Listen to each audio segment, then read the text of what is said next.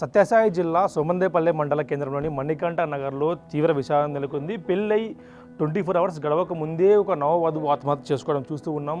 ఇంటి కట్టిన తోరణాలు కూడా ఇంకా పూర్తిగా వాడిపోయిన పరిస్థితి ఉంది. ఇంకా పూలు కూడా పూర్తిగా వాడిపోయిన పరిస్థితి. అమ్మాయి నిన్న రాత్రి అయితే 9 గంటల సమయంలో ఉరి వేసుకుని ఆత్మహత్య చేసుకోవడం కూడా తీవ్ర కారణంగా అయిపోయింది. అమ్మాయి గల కారణాలు ఏమి, ఎందుకు చనిపోయింది కూడా పూర్తి స్థాయిలో వివరాలు తెలియని పరిస్థితి.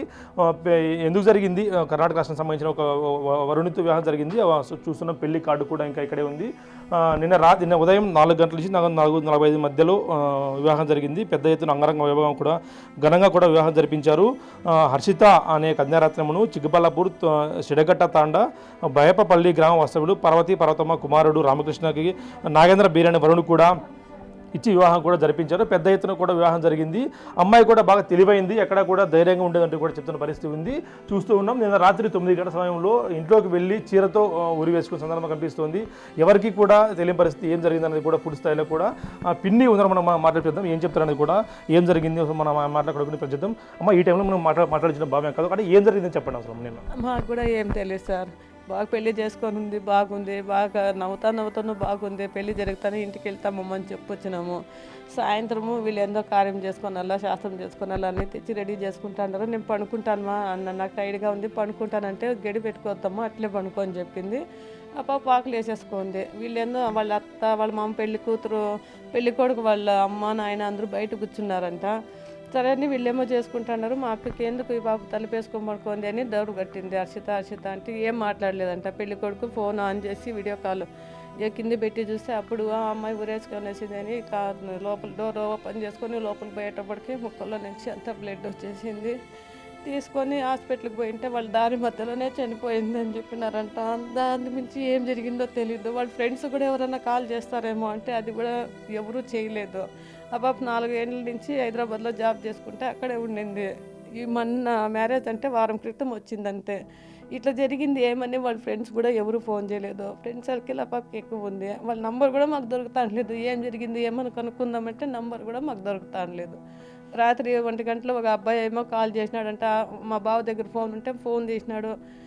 ఫోన్ తీసింటే ఎందుకు ఏమి అన్న, పెళ్లి జరిగిందని కూడా మాకు చెప్పలేదు కదా అంకుల్ అన్నాడంట. లేదు, ఆ పాప ఇట్లా అయిపోయింది అన్నప్పటి నుంచి ఆ పాపకు ఫోన్కి ఒక్క కాల్స్ కూడా రావడం లేదు. ఏం జరిగిందని మాకు ఏమీ తెలియదు. ఎందుకు ఇట్లా వచ్చినారు పెళ్లికి ఫ్రెండ్స్ అంతా వచ్చినారు. ఒక కార్లో 10 మంది మాదిరిగా వచ్చినారు. 10 మంది అట్లా అంతా ఒక అమ్మాయి, మిగతా వాళ్ళంతా అబ్బాయిలే ఫ్రెండ్స్ అందరూ వచ్చినారు. కానీ అప్పటి నుంచి ఇట్లా జరిగిందని తెలిసింది వాళ్ళకైనా ఒక్క ఫోన్ కూడా వాళ్ళు చేయలేదు. వాళ్ళు ఏమన్నా చెప్పారు అమ్మాయికి ఇష్టం లేని పెళ్ళి ఏమైనా మీ అమ్మాయి మీకు చెప్పిందంటే వాళ్ళు ఏమన్నా చెప్పారమ్మా అమ్మాయికి? ఎవరు ఏమీ చెప్పిండలేదు. ఆ పాప కూడా మా అక్క అడిగింది ఇష్టమేనా అంటే తన ఇష్ట ప్రకారమే పెళ్లి చేసినాం. ఏం కావాలా అంతా పెళ్లి కొడుకుని అడిగి నాకు ఇట్లే ఉండాలి అంతా అడిగింది, చేయించుకుంది. పెళ్లి కూడా బాగా గ్రాండ్గా జరిగింది. ఇంకా రోజు గడుచుకుని ఆ అమ్మాయి ఇట్లా అయిపోయింది. అంతవరకు బాగానే ఉంది అమ్మాయి, పెళ్ళి అంతవరకు బాగానే ఉందా? బాగా ఉంది పెళ్ళి ఎంతవరకు. పెళ్లి కూడా అప్పుడు కూడా బాగా నవ్వుతూ బాగుంది. ఒక్కరు కూడా ఫోన్ చేయలేదు. వాళ్ళ నంబర్ కూడా లేదు. అమ్మాయి ఫోన్ ఉంది, అంతా లాక్లో ఉంది. ఇప్పుడు సార్ వాళ్ళు ఎవరు వచ్చిండ్రు, వాళ్ళని సార్ ఇది ఓపెన్ చేయొచ్చు అంటే డేటా ఓపెన్ చేస్తే డేటా అంతా వెళ్ళిపోతుంది అంటున్నారు. అది ఏం చేస్తారో ఏమో మాకైతే ఏం తెలియదు సార్. ఏం జాబ్ చేస్తుందమ్మా హైదరాబాద్లో? ఇంటీరియర్ డిజైనర్గా 4 సంవత్సరాల నుంచి అక్కడే జాబ్ చేస్తుంది. బాగా ధైర్యంగా ఉండేదా? పేరెంట్స్ అందరితో బాగా ధైర్యంగా ఉండేదమ్మా? ధైర్యంగా అందరితో బాగా మాట్లాడుకుంటే ఇప్పుడు 4 సంవత్సరాల నుంచి హైదరాబాద్లోనే ఒక్కతే జాబ్ చేసుకుంటే ఫ్రెండ్స్తో పాటు అంతా ఉంది అంటే ధైర్యం గల అమ్మాయి. ఏంటికి ఇట్లా చేసుకో అన్నా మాకైతే అర్థం కావట్లేదు. మాకు అందరినీ తీసుకెళ్ళిపోయింది. చూస్తున్నాము.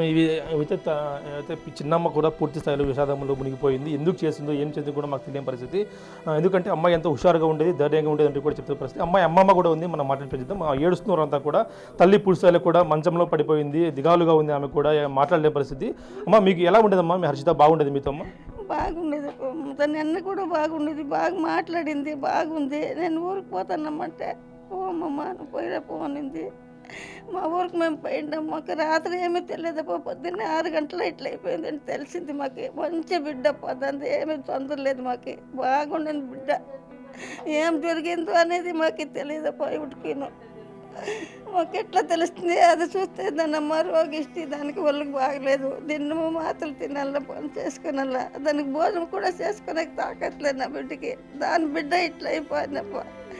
ఎట్లప్ప వాళ్ళు బతికేది, ఎట్లప్ప వాళ్ళు తలెత్తుకొని తిరిగేది, ఏమైంది అనేది మాకు తెలియదు. అమ్మాయి తల్లి పుడిసాల కూడా మంచాన పడి ఉంది. షాక్ నుంచి ఇంకొక తేరుకోని పరిస్థితి. మంచంలో పడి ఆమె ఏం జరిగిందో కూడా పుడిసాల కూడా తెలియని పరిస్థితి. ఎందుకంటే నేను ఆడుతూ పాడుతూ పెళ్లి చేసుకున్న అమ్మాయి రాత్రి అయ్యేసరికి ఇలా జరగడం చూస్తూ ఉంటే పెళ్లింటలో అది కూడా కనీసం ఇంకా కాలాపరానికి కూడా పూర్తి స్థాయి ఆడకముందే కేవలం ఒక పూట గడవక ముందే చనిపోవడంతో, దూరం అవడంతో అమ్మాయికి తల్లి కూడా మంచాన పడి పూర్తి స్థాయిలో కూడా ఏమీ మాట్లాడలేని పరిస్థితి. పూర్తి షాక్లో ఉంది. ఏం జరిగిందో ఆమె కూడా తెలియని పరిస్థితి చూస్తున్నాం. కలశం కూడా ఇంకా ఇప్పటికీ అలాగే ఉంది. పెళ్లి కలశం కూడా అట్లాగే ఉంది. ఆ పెళ్లి కలశంలోని కొబ్బరి పూలు కూడా ఇంకా వాడిపోయిన పరిస్థితి అయితే అన్నీ కూడా అలాగే ఉన్నాయి. కానీ ఆ అమ్మాయికి ఏం జరిగిందో, మనసులో ఏం బాధ ఉందో చెప్పుకోలేక బయటికి చనిపోవడం చూస్తే మాత్రం తీవ్ర విషయాన్ని చెప్పొచ్చు. చీరతో అయితే చూస్తున్నాం, చీర కూడా అట్లే ఉంది.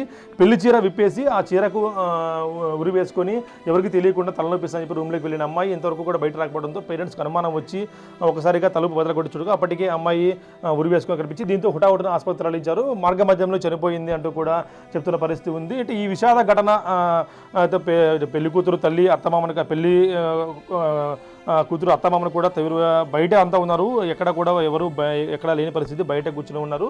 ఆ సమయంలో ఏం జరిగిందో ఏమో కానీ ఆమెకి ఒక 8 గంటల నుంచి 9 గంటల మధ్యలో ఆ గంట సేపు ఏం జరిగిందో పూర్తి స్థాయిలో కూడా పోలీసులు దర్యాప్తు చేయాలి. ఆమె ఫోన్కి ఎవరైనా ఫోన్ చేశారా, లేకుంటే తల్లి అసలు లేచింది మనం మాట్లాడుతుందా? అమ్మ ఎవరన్నా మీ అమ్మాయికి ఎవరైనా ఫోన్ చేశారమ్మా ఆ టైంలో ఎవరైనా కానీ? తను ఎప్పుడూ హెల్తీగా బాగుండేది. తనకు కావాల్సిన సంబంధం సిటీలో ఉండాలి, జాబ్ ఉండేవాళ్ళే ఉండాలి అంటే అట్లాంటిది చూసాము. మెడలో తాళి పడింది, డల్ అయిపోయింది. అసలు నాతో మాట్లాడలేదు. టిఫిన్ చేయమంటే తినలేదు, తినిపించినా తినలేదు. అప్పటి నుంచే డల్గా ఉండింది.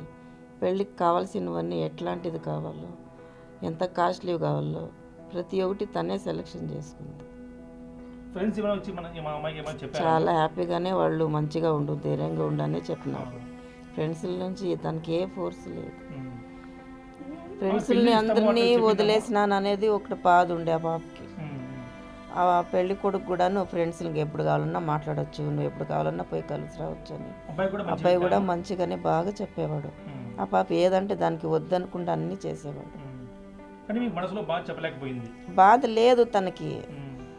తను ఎప్పుడు ఇట్లే ఉండేది. అది దానికి ఏం బాధ వచ్చినా చెప్పుకోదు.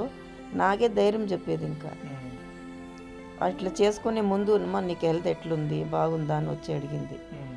ఏముందమ్మా 15-20 రోజుల నుంచి అసలు నైట్ పనుకున్న 1/2 అవర్ నిద్ర వస్తాండి, అంతకుమించి లేదు.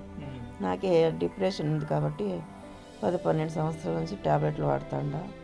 కానీ ఇప్పుడు నాకేం బాధ లేకపోయినా నాకే లోపల ఉంటుంది కదా పెళ్ళి బాధ్యత అని. దానివల్ల నాకు ఆ ట్యాబ్లెట్లు కూడా నాకు వర్క్ చేయట్లేదు, నిద్ర లేదు, ఈ టెన్షన్ లేదు. ఏం చేయాలి? పెళ్ళి ఇంట్లో సావు కళ అలా అయింది. వారికి అమ్మాయి పూర్తిగా కూడా షాక్లో ఉన్న పరిస్థితి. పెళ్ళింట్లో ఇట్లా జరగడం వాళ్ళు ఇంకా జీర్ణించుకోలేకపోతున్నారు. ఇంకా హర్షిత కళ్ళ ముందు ఉన్నట్లే అనిపిస్తుంది వాళ్ళకి ఇంకా. ఎందుకంటే ఇంత సడన్గా కూడా ఎవరు ఊహించిన పరిస్థితి. ఒక చిన్న అంగరంగ వైభవంగా జరిగిన పెళ్లి ఇంట్లో ఇలా జరగడం కూడా వారికి ఏం చేయాలో పాలుపోయిన పరిస్థితి ఉందని చెప్పొచ్చు. చూస్తూ ఉన్నాం పెళ్లి మండపం కూడా ఇంకా అలాగే ఉంది. నిన్న రాత్రి 4 గంటల నుంచి 4:45 మధ్యలో పెళ్లి జరిగింది అంగరంగ వైభవం కూడా. అయినప్పటికీ అంత లోపే కేవలం 24 అవర్స్గా గడవక మునిపే ఇలా జరగడం కూడా వారు జీర్ణించుకోలేక పరిస్థితి ఉంది. చూస్తూ ఉన్నాం పెళ్లి మండపానికి సంబంధించిన ఏదైతే టెంకాయ తోరణాలు అలాగే పూలు అన్నీ కూడా ఇప్పటికీ ఇంకా అలాగే ఉన్న పరిస్థితి. ఇప్పుడు ఇలా జరగడంతో వారి పరిస్థితి ఏమిటనేది కూడా తెలియాల్సి ఉంది. ఎందుకు చనిపోయింది ఆ కారణాలు కూడా ఇంకా పోలీస్ ఇన్వెస్టిగేషన్లో బయటపడే అవకాశం ఉంది. ఆ ఫోన్లో ఏమన్నా డేటా ఉందా, ఫోన్లో ఏమన్నా సమాచారం ఉందో, ఎవరైనా ఫోన్ చేశారనేది కూడా మనకి పోలీసులు వెలికితీసే అవకాశం కనిపిస్తుంది. అమ్మాయి ఐఫోన్ కావడంతో పాస్వర్డ్ కూడా చేంజ్ చేసినట్టు తెలుస్తుంది. ఆ పాస్వర్డ్ కోసమే పోలీసులు రిట్రీవ్ చేస్తున్నట్టు తెలుస్తుంది. ఆ పాస్వర్డ్ వస్తే మాత్రం మరిన్ని విషయాలు కూడా వెళ్ళి వచ్చే అవకాశం కనిపిస్తుంది. Video Prasad big TV Somandepalli నుంచి.